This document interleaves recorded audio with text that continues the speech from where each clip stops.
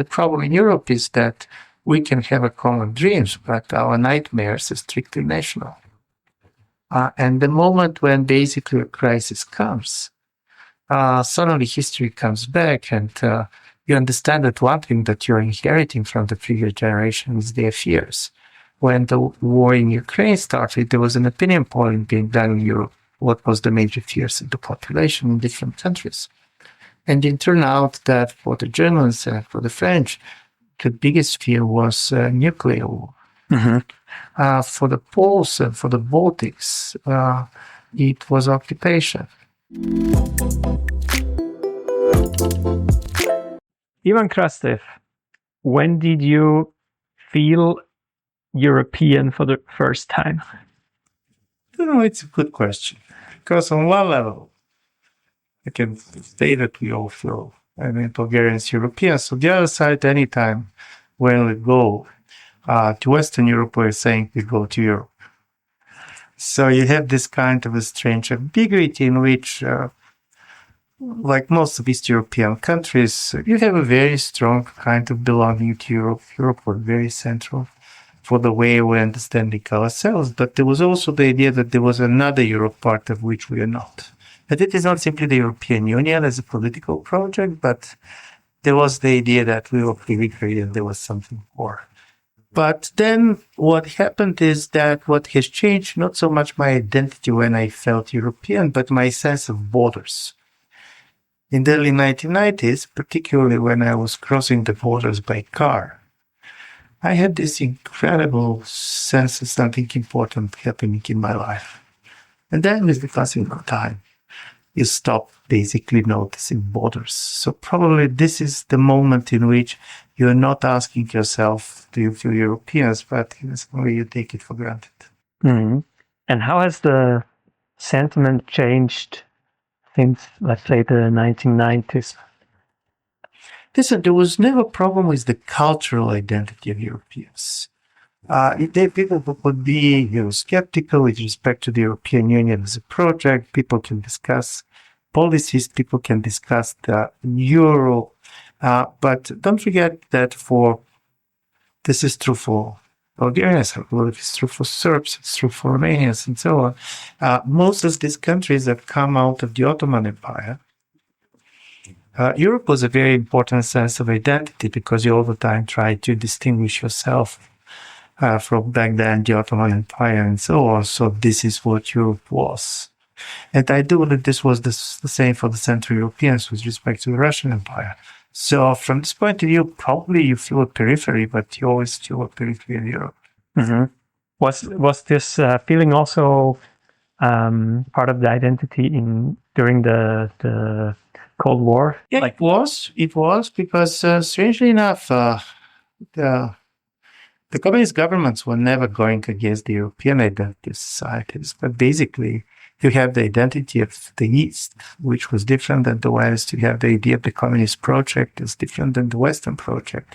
But the story was that Europe belongs to us. And don't forget that in the communist times, you have all the European classics being translated and published and republished. So there was a very much claim that we are the real Europeans. Mm-hmm. So this was very much strange there. It was not an attempt. Now, for example, in Russia, you're going to see much more attempts to talk about Eurasian identity and things like this. It was not the Soviet project. Don't forget that Soviet communism was basically the major founders. He'd been two German philosophers. Mm-hmm. Would you say that there is a common European culture? Listen, it's very much what you're going to describe. I told you that there is something common, which is a kind of, common European worldview. Then you have the different national cultures, because cultures in many of these places are also very strongly related to language, to geography. It's not simply to the nation state. And then, of course, you have the national culture based on the fact that the nation states played an incredible role of homogenizing their societies during the 20th century. But when you go, and for example, if you travel, be America, be Asia, and so on, and when you ask who you are, and don't expect that everybody will know where Bulgaria is, absolutely spontaneously, you're going to say, I'm European. And this is that you assume that this kind of a common European culture, and incidentally, even a kind of a common European way of life. There's certain things that we believe that we value by the fact that we're Europeans. Such as? Listen, when you're going to try to, one of them is for sure the high European culture. And the way that we believe all Europeans, that in a certain way we relate to the ancient Greece, or to Rome, or to the Renaissance, or to the Enlightenment, is very interesting. For example, in Bulgaria, there is a church in Sofia, which we claim that this is the first kind of a Renaissance church. I don't know if this is the first Renaissance church, but in a certain way, you all the time try to put at the center of your culture something that is part of all this big common European history.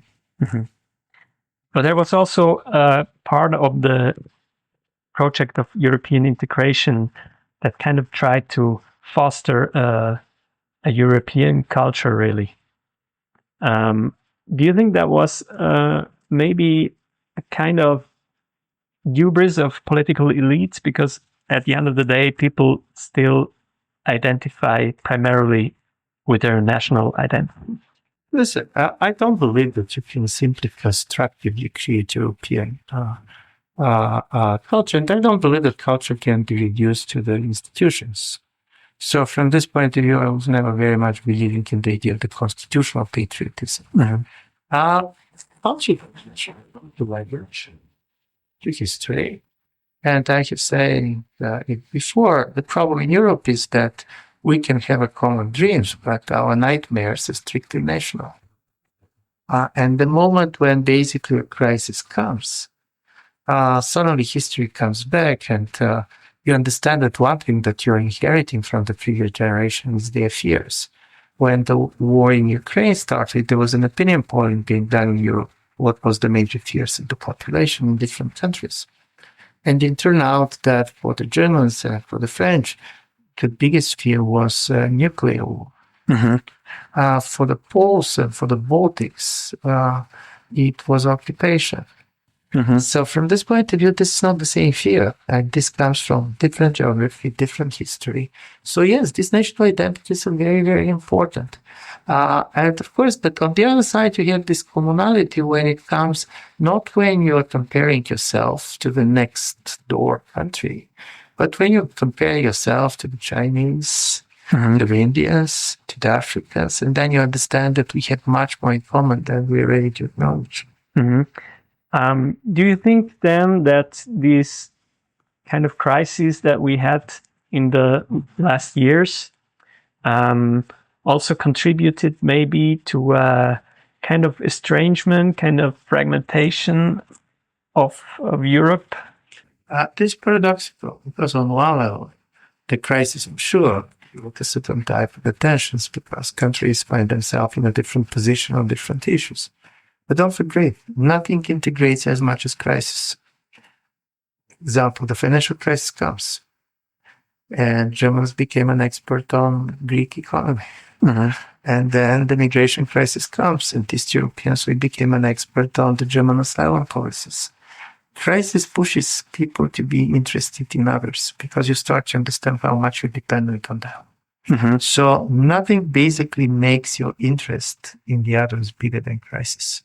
But you said before that the nightmares are totally national. They're national, exactly, but you start to understand the specificity. But before, probably, you know that there is Greece and they're part of this and that. But only when the Greek crisis was there, suddenly you start to understand. And because you start to understand, first you're studying something about the economy, but then you're starting much more something about the culture, to understand why they're doing this or not doing that. And I believe from this point of view, crisis is the way we start to know each other. So you have tensions, you have fragmentation. On the other side, I believe that as a result of this crisis, European societies now know better each other. Plus, you have this movement of people. So it's one thing to know another culture simply by reading about it or seeing on television. But now the major story is people who basically come and work, for example, in Switzerland. All those basically Bulgarians who come and work in Switzerland, they all the time compare. You studied with the grant of George Soros. Yeah. Is that correct? Yeah. Just like Viktor Orbán, right? Absolutely. What do you make of his political career that has recently come to not an end, but maybe a backlash? Listen, Viktor Orbán is a very prominent European politician, no doubt about this. The very fact that basically Hungarian elections had been covered in the way normally of French presidential elections or German parliamentary elections told you about the story that we're seeing. But for me, this was also important elections in several respects. By the way, the fact that Orban lost in Hungary does not mean that, for example, Le Pen cannot win France, or that basically this is the end of this way of populist nationalist parties. Incidentally, shortly after the Hungarian elections, there were elections in Bulgaria, and the pro-Russian candidate won. The most important is that you have Orban stayed for 16 years, and it didn't work well. People had been really tired of this government. It was a quite corrupt government, and in the last years, economically, Hungary is not doing well. At the same time, he became a model for many outside. I was always saying this, that for the right, at some point, Orban became what Fidel Castro was for the left in the 1970s. The leader of a small nation, as if irrelevant, and suddenly all these MAGA leaders in the United States knowing his name. The paradox of his loss is that he made also his political career attacking globalism, but basically he lost like a globalist. In his elections, he was the American vice president coming, you have the Argentinian president coming, you have all the leaders of the far right coming to support him. And the Hungarians said, why we should care about this? What about us? And so from this point of view, this is an important story. And of course, Orban was a major representative of the generation of 1989 and how it was changing. A colleague called this poetic justice, but as you know, he started his career in 1989 when he was the first opposition leader who a major rally in 1989 said Russians go home for the Soviet troops that had been in Hungary back then. And now on the latest, the leader of the opposition and the current prime minister, Mr. Magyar, used the same words. He said Russians go home because there was quite a lot of Russian support coming from Mr. Orban for these elections. And in a certain way, you have, at least for the moment, Korea was started and then the Russians go home. In general, how optimistic are you for the future of liberal democracy? Listen, to be absolutely honest, I never very much in this optimism. For a very simple reason. Both optimists and pessimists believe that they know how the future is going to look like. I don't know. Liberal democracies has its major structural crisis based on many things. One of them, of course, technologies and the very understanding of time has changed. People have learned to expect things to happen very fast.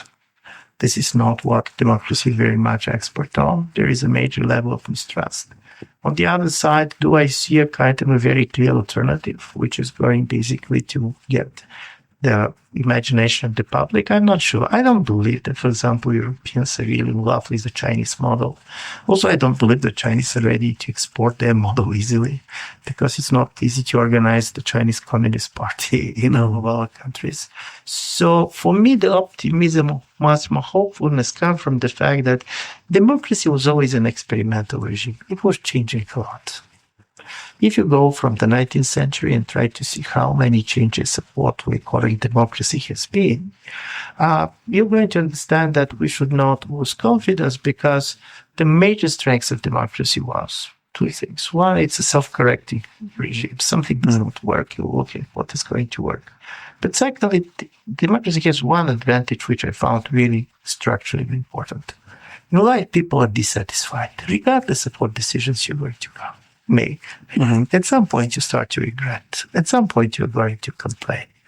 Democracy gives you a possibility to react on this. You can change Mr. Orban, or you can vote in Mr. Orban. But in both cases, you have the feeling that you can do something about this. Very centralized authoritarian regimes can be bad in a certain way of delivering. then comes the moment what you're doing when you don't like it anymore. So it's kind of a dynamic system. Yeah. But at the same time, I have the feeling, like when I look at Europe, it doesn't seem like a very dynamic continent. Also, economically, it's not very innovative. It's lagging behind the U.S. economically, also China. And sometimes I feel like we're living in a museum. Like Europe is a nice place to live. It has nice old buildings, nice old towns, but it's kind of almost stuck in the past, or at least stagnating in a way. For sure. First of all, part of it is demography. Mm-hmm. It's aging societies. And basically, at certain age, dynamism is not the one that is driving you.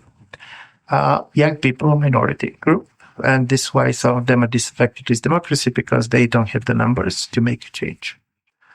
Secondly, listen, Europe was too powerful. There is no way to grow. Don't forget, in the end of the 19th century, Europe was the world. The World War I was called both the World War and European War, because it was the European empires fighting. And then, even during the Cold War, when neither the Soviet Union nor the United States was a classical European powers, Europe was the major theater. Everything was about Western Berlin. So now we see the rise of other powers, some of them much more dynamic. It's China, but even India and others. So Europe should try to find a place in this world. Mm-hmm. And I agree with you. We're not the most dynamic place. We're not the most ambitious place. Then, even if we're a museum, there's also certain things to decide.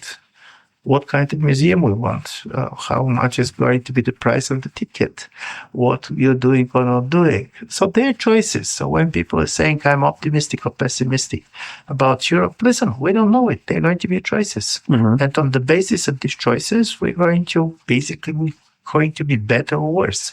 We're not going to be back where we were.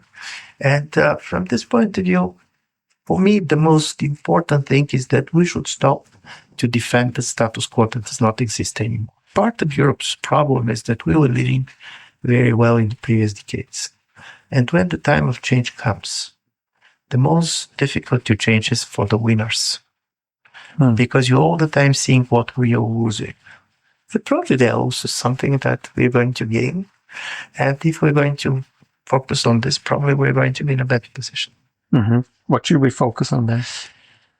If I knew the answer of the questions that you're asking me, believe me, I was going to be much more in demand. I do believe that one of the things that we should try to understand is first, we should try to bring all of what is behind in global politics with a major making for that.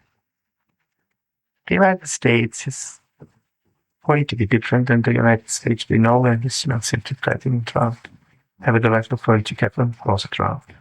China is trying to do what they are, forcing others to do that. We have still not decided where we are.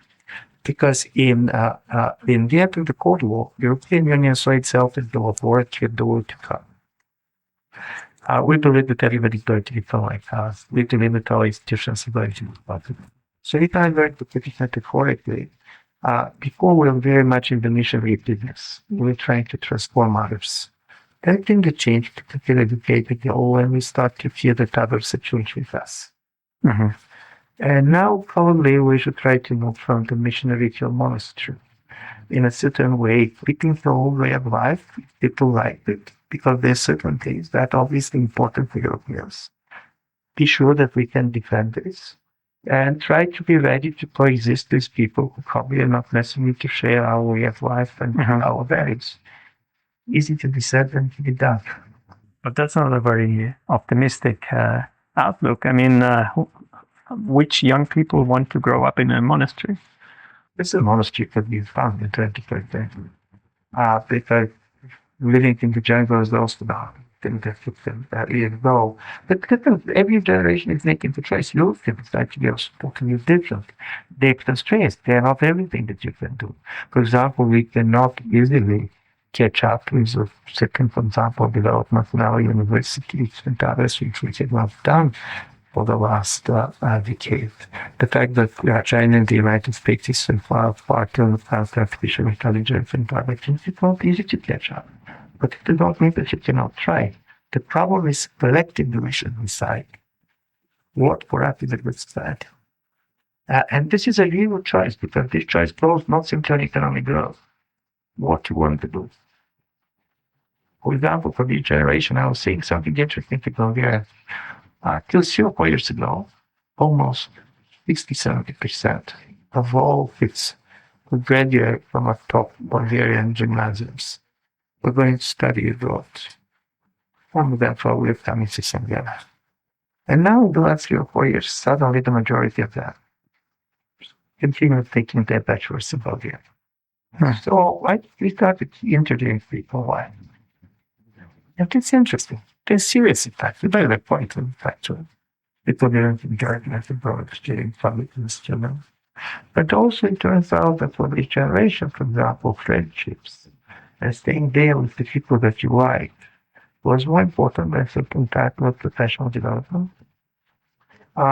Thirdly, which was interesting, which was also said that Europeanization of Bulgarian society before going abroad was a status issue. If you don't go abroad, you're not restricted or vicious enough, it's sexual enough, not anymore. And thirdly, and this is also very interesting, is that you can achieve what you want to achieve in Bulgaria itself. Listen, all this is their choices. Listen, this was not a choice that I expected, so that's why I was so surprised when I saw this.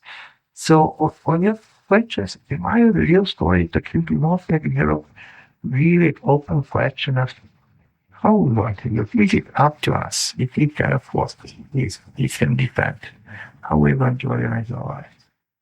Yeah, but the question is not only how do you want to live or what changes, what choices you can do or you want to do. It's also what can you do, what can you afford. And in many societies in Europe, people want a nice welfare state. They want, at the same time, increase defense budgets. They want to be rich, but maybe not work too much. So there's a kind of they want everything at the same time. Okay, this is very important. I thought that I'm very much on it. People are trying to avoid the painful trade-offs. But first of all, in my view, you're deciding, also this on personal level, what you want, and then come the trade-offs. If you want this, there's certain things that you're going to be sacrificing. And I believe one of the most important things coming from political philosophy like Ivan Krastev and others is we very rarely choosing simply between good and evil. Anytime when we're choosing, we're sacrificing something with a value. And then the problem is which value we're going to believe is more important for us at the very moment. But I totally agree, it is impossible to want to be a nation with a logical power and at the same time to believe that you're not going to work for 3 or 4 hours, or you're not going to get a totally different structure in your educational system. But if you don't know what you want, then suddenly all the choices that you're making will surrender. For example, the story is really going to compete with the Americans. Probably we don't want exactly to get the same type of development. Probably, I don't know, or if we want, they're going to be something different. Make a choice what you want, and then you go for the story, what kind of sacrifices you have to do, what kind of priorities you're going to do. Well, now everybody is making their all priorities one set of we want this and this and this. And I agree with you, even if it depends on defense. On one level, it's important. You're getting the autonomy. On the other side, the national questions also comes. In 5 years, the German defense budget is going to be bigger than the defense budget of France and the United Kingdom together. This also could create certain tensions in the system. Secondly, you can spend the money, but if you're not culturally teaching societies, budget don't like those. People like theirs. So if people are not ready to find employees, they are not ready to sacrifice their lives. The fact that you're going to invest an incredible amount of money in defense is not going to change much. So I believe this type of questions, the questions that everyone put on stand with this. Do you think people are willing to go to war in Europe? There is more people anyway in the world that they would go to war, to be absolutely honest. And I never buy this opinion polling when you're asking people, are you going to do this and that? Secondly, we don't know how we're going to behave in a moment of existential crisis, none of us. I remember the opinion polling that you claimed before. Oh, there was not a communications that they're going to do nothing. What was told. The story is that there is a momentum, and in this momentum, very small things matters. Even the sentence of your leader in a particular moment, in a particular word, what people next to you is going to do. So from this point of view, I don't know. This is the question. I know that our society, so this is the biggest success of the European project was that we made the war in Europe unthinkable.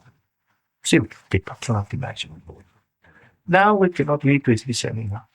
Does it mean that people are ready to fight? By the way, how the next war is going to look like? What they expect from us and the citizens to do? We don't know. Eh? Finally, what role do you see for Switzerland in Europe? Listen, Switzerland was always kind of one of the dreams of Europeans. And the Bulgarians probably don't know, but we are calling to ourselves the Switzerland of the Balkans. Why? So, listen, Switzerland was perceived as a place which was very rich, at the same time, highly democratic, I totally respect the democracy system, very independent, kind of having its own mind, which you always like.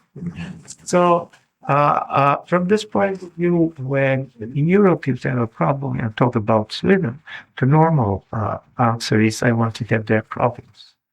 But if you're Swiss, probably you know more about the problem that we saw. I don't think it's not need to be invidious if it's perceived from outside, but I still believe that Switzerland is perceived to be a major fighting success story, particularly for the Philippines. Mm-hmm. But what kind of relation should we have with the European project? I mean, we're going to vote on these new treaties with the EU. To be honest, it is a Swiss problem, not a European problem. Europe is not particularly kind of keen to get many new members, but if there is one country to which, of course, we can be very happy to get in, going to Switzerland, but probably Iceland is the other one. So from this point of view, it's very much how Switzerland is going to reconcile its own identity as an independent, neutral country, which was always being on its own, and on the other side, being very much in the center of Europe culturally and so on. This is not a question which I'm going to both, so you should try to answer this question for yourself. Well, the question for me is, do we want to move closer to a kind of a European Union that is getting more centralized, also more bureaucratic in my view, or wouldn't it be more European actually to kind of keep a distance and have like a different kind of polity? And I mean, that was the strength of Europe all the time, I guess, that the strength lies in our differences. We have different solutions, different policies. Doing evolve this product. In a strange way, Europe is centralized in certain areas, into centralized into others. The nation state design is much more important than many should argue. For example, the defense stuff. It's not about that. It's very much the cooperation between South and nation states, very much the cooperation between the United States, the Germans, the French, and the nuclear power, and so on. I think that the Europe is going to be made dramatically. And for me, the question for Switzerland should be totally different. Do you want to be just part of the process that we make things? The European Union, as you know, is not going to be doing part of them. It's going to look different. You can decide to be part of it, and you'll think the very region and the influential country to be part of it, or you want to stay outside. But here the problem comes that you're too close alien. You are not going to stay yourself thinking outside because many, particularly economic development of you, are going to affect Switzerland a lot. I remember what Mexicans used to say about themselves. Too far away from the bottom to close to the United States. Ivan Krastev, thank you very much for the conversation. Thank you.